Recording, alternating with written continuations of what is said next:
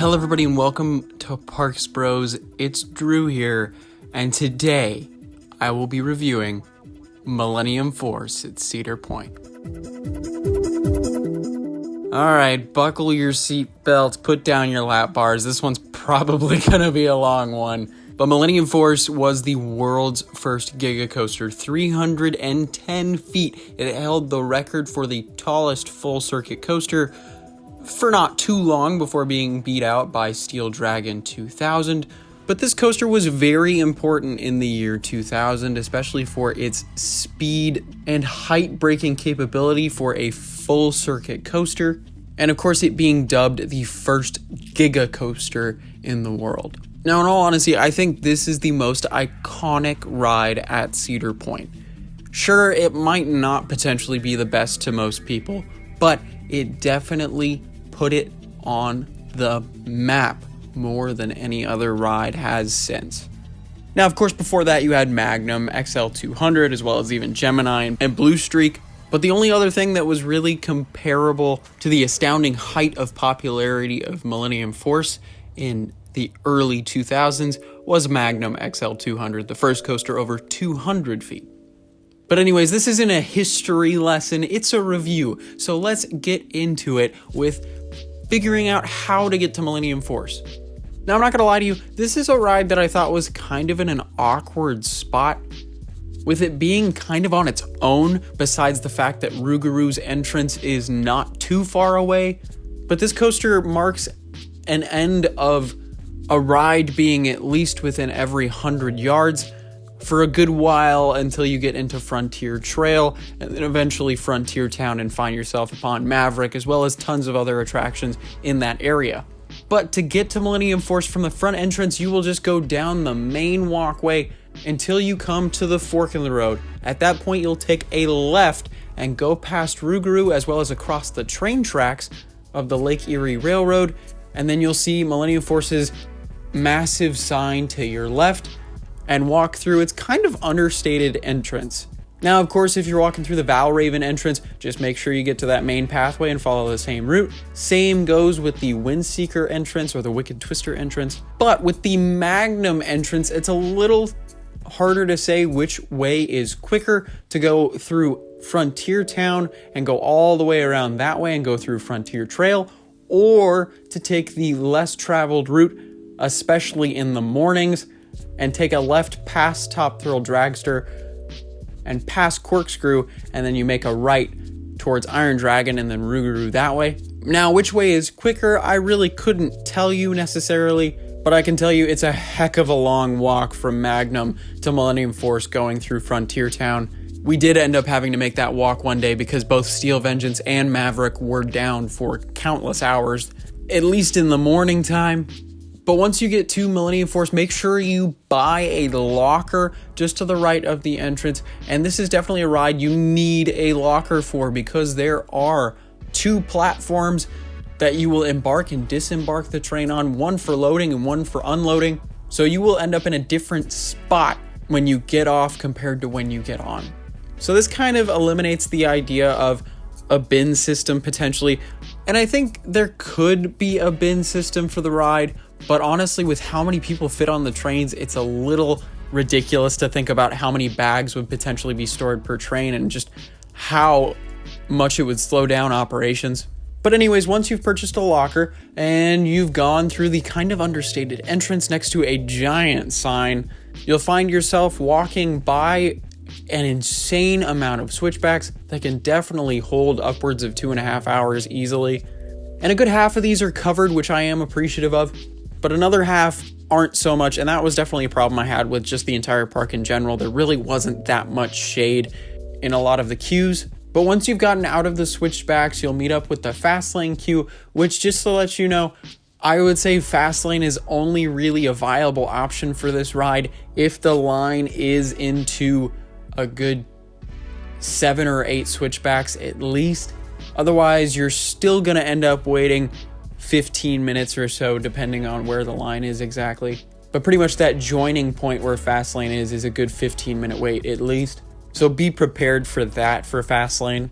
But past that point, you will go up a rampway going along parts of the coaster track, and you will have a fenced area on your right-hand side, just to make sure you can't interfere with the ride itself, just for your safety, as well as the safety of the riders. But this part of the queue is completely unshaded, and it definitely became a gripe of mine, especially when it hit about 95 degrees with 90% humidity one of the days. But hopefully the operations are going quick enough, and they usually are, that you'll end up next to the unload station where there is a bit of shade, but don't be surprised by some gigantic spiders that hang out in that area. But that's only because there's so many bugs, but we'll get to that later on in this review. But once you pass the unload station, you'll end up in the loading station, where there is usually going to be a grouper letting people through. They did not choose our rows every time we rode this ride, so we actually got quite the assortment of rows. I did one ride in row 10, a ride in row 15, I believe, or 16, one of the two, and then a good 3 or 4 rides in row 1, which definitely ended up being my favorite row on the ride. But there are extended queues for the front row as well as the back row, so do be prepared to wait a little longer for those rows especially.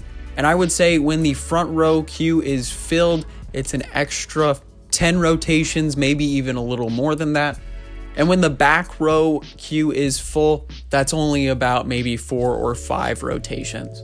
And there were actually a couple times where we ended up waiting for the front row, and just because of how operations were going, we did end up waiting an extra 20 to 25 minutes depending. But after those rides, we definitely thought it was worth it to wait those extra minutes.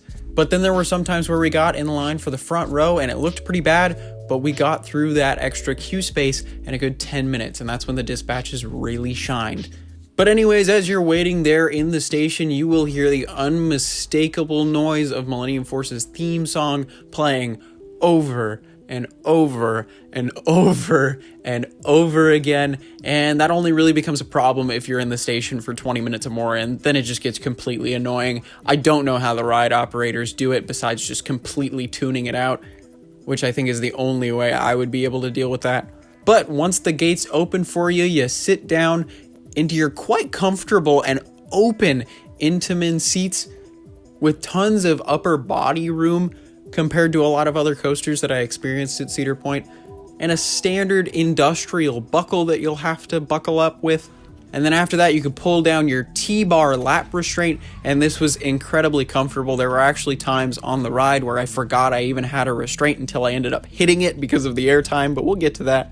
But these are definitely some of my favorite seats and restraints on any coaster I've ever experienced. These are also found on Top Thrill Dragster as well as Accelerator, and I adore these restraints. Definitely some of my favorite restraints of all time, just because of how comfortable they are and how free-feeling they can really be on ride. But before you know it, you're latched up to the catch car and you are yanked up the 310-foot lift hill at kind of an absurd speed. But that's only because it is a cable lift hill, unlike most rides you've ridden. But the all clear and out of here is going to be an echo by the time you're halfway up this lift hill in only a matter of seconds. I was actually kind of sad by how incredibly fast the lift hill was, because I couldn't really take in the view as much as I would have liked.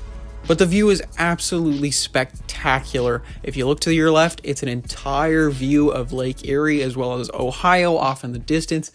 And on a clear day, you can even potentially see Canada. And on your right is just the peninsula itself, all of Cedar Point's coasters at your disposal, and especially fantastic views of Frontier Trail leading to Maverick and Steel Vengeance especially. And if you look far enough to your right, you'll see Gemini, Magnum, and Top Thrill Dragster sitting there all majestically as well. But this is definitely the best spot for a view of the rest of the layout of Millennium Force. I think the only better spot is at the top of Top Thrill Dragster, but you definitely have less time on that to look at Millie than you do on Millie itself. But before you know it, you're at the top of the lift hill and you're cresting that 80-degree drop. Now, I'm not going to lie to you, the drop was immensely quick, and it got some really nice floater airtime, especially near the back of the train. Near the front, not so much, but with the front, you just feel the pure speed, because the top speed on this ride is 93 miles an hour, and you feel it in the front row especially. But I'll be honest here, the drop doesn't really feel like it's 80 degrees, but I am used to an 80-degree drop in Twisted Colossus, and that's definitely less gradual than Millennium Force's. So it whips you over, where Millie just kind of pulls you over gently in comparison. But next thing you know, you're hitting near top speeds when you hit the valley after the drop, with potentially a cool view of the Lake Erie Railroad. But this is definitely a section you want to cover your mouth if there are any stray bugs, especially at sunset, early in the morning, as well as at nighttime. You'll definitely encounter some bugs. So I wouldn't leave your mouth open. I ended up eating about 2 bugs on Millennium Force in total. Now, it wasn't as bad as Maverick's bug problem, but it was nearly as bad, especially with how long in duration this ride is.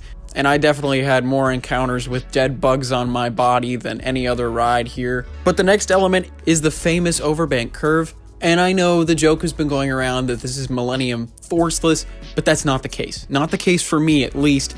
I grayed out nearly every single time on that Overbank Curve. It was incredible. One of my favorite elements of the ride, especially with the close proximity of those supports on the right-hand side. You can even see they've welded away a piece of support that was probably too close to the rider envelope.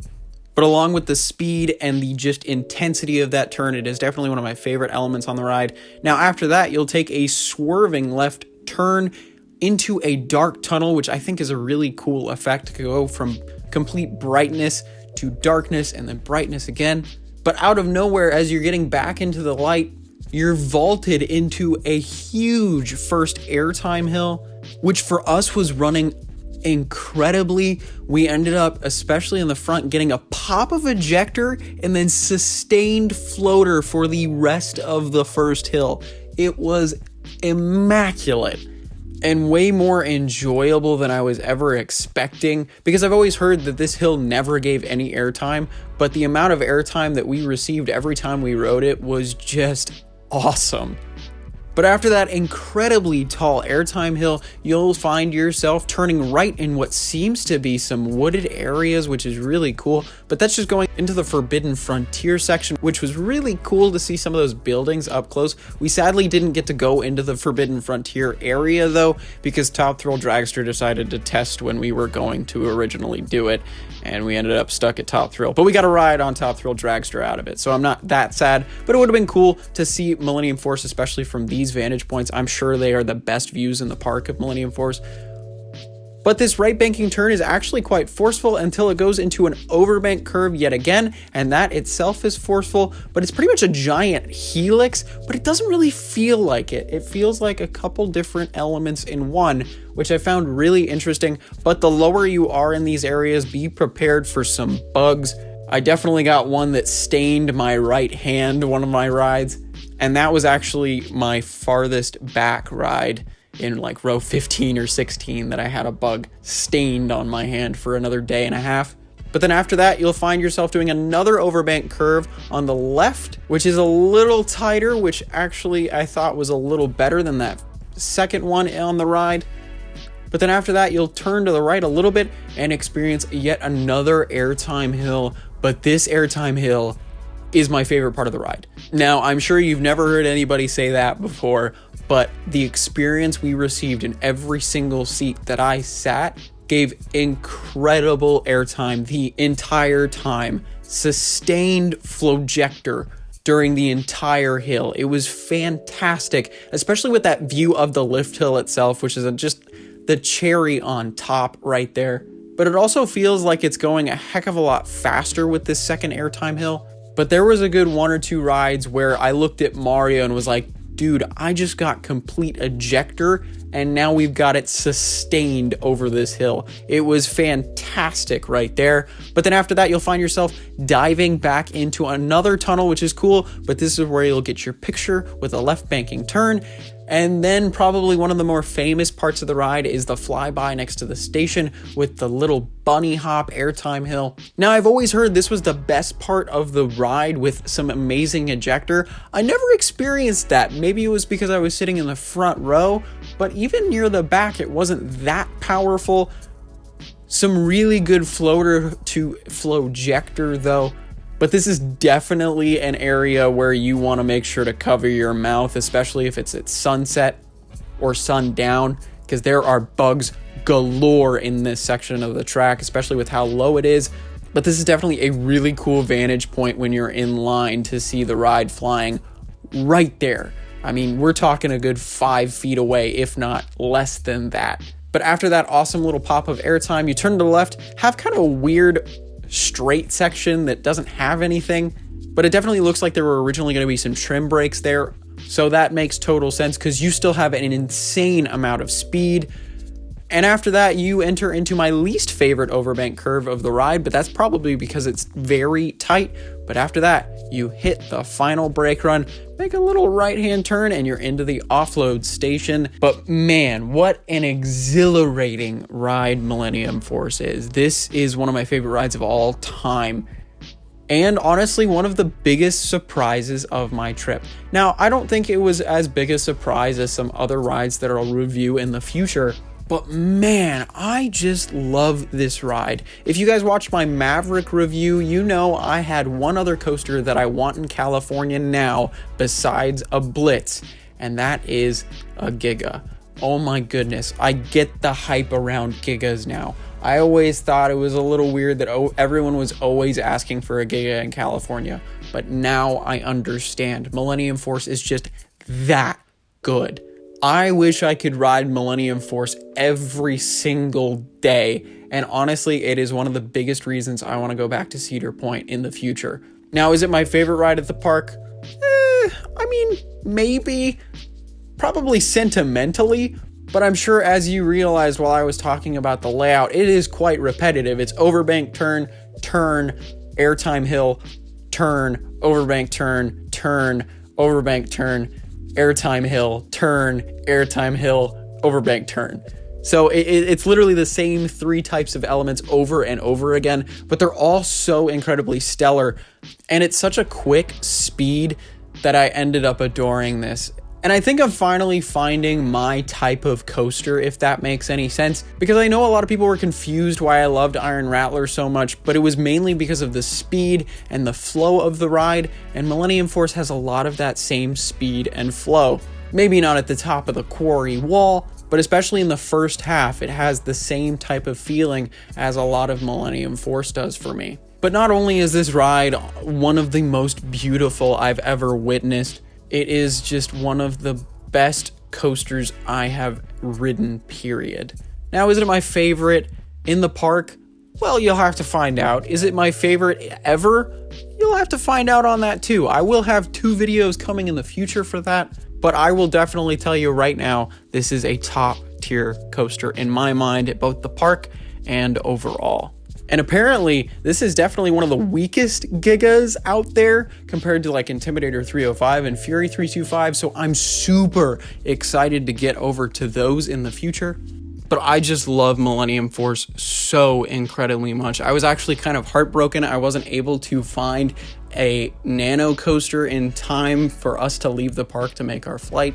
But I think next visit, I will definitely be purchasing one, or I'll just ask a buddy of mine that lives in Ohio to send it my way.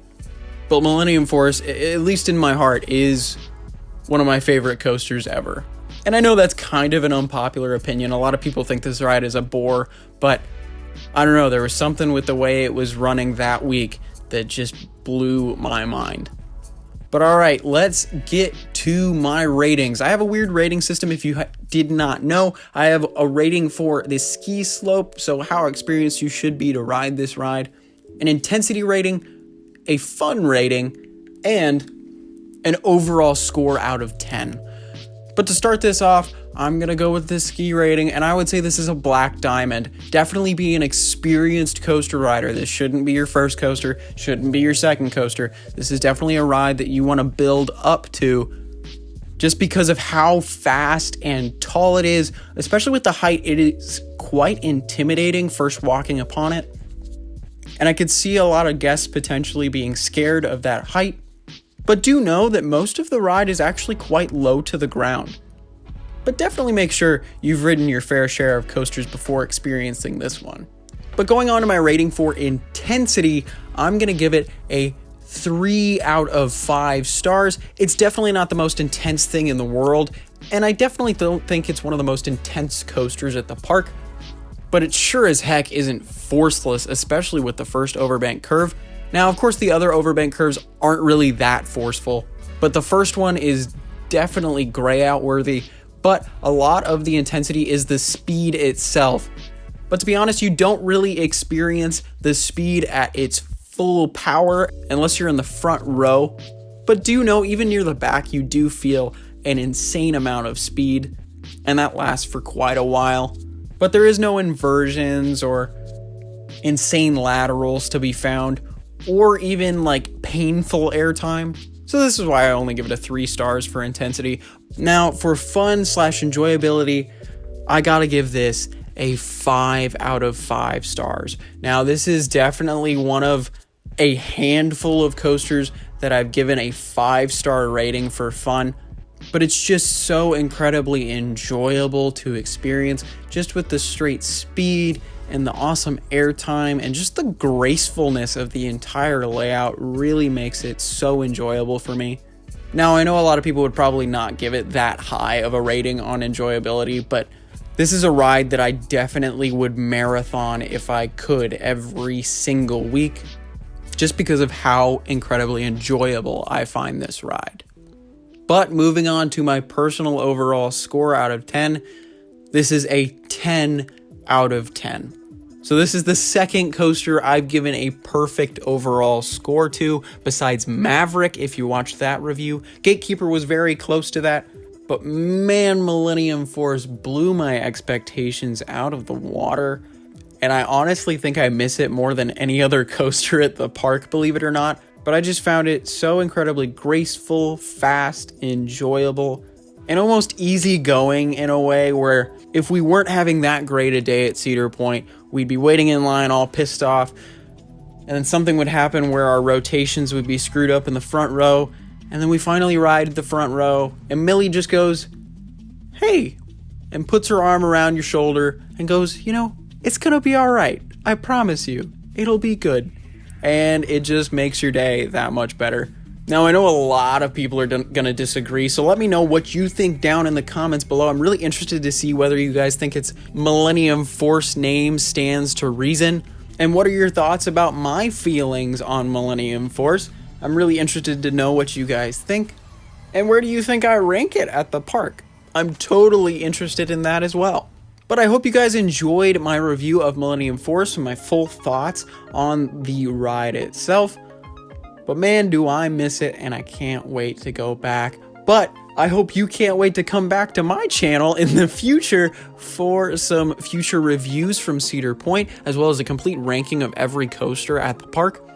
And also tons of updates for coasters and new attractions in Southern California, as well as just vlogs galore from all the amazing park visits we have. But thank you so much for watching, and until next time, we'll see you on the next ride.